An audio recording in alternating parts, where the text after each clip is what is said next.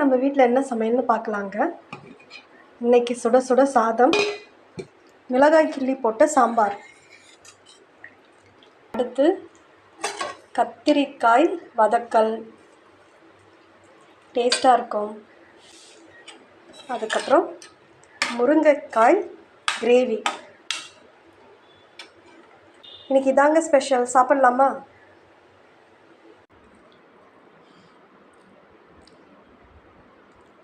சூப்பராக இருக்குது. நல்லா இருக்கா?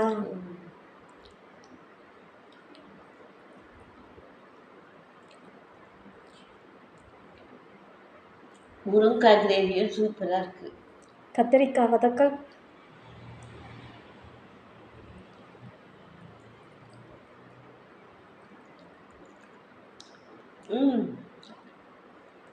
கத்திரிக்காய் வதக்கலும் சூப்பராக இருக்குது. எல்லாமே நல்லா இருக்கா? எல்லாமே நல்லா இருக்குது. நான் சாப்பிட்றேன், நீங்களும் சாப்பிடுங்க. நாங்களும் சாப்பிட போகிறோம். பாய்.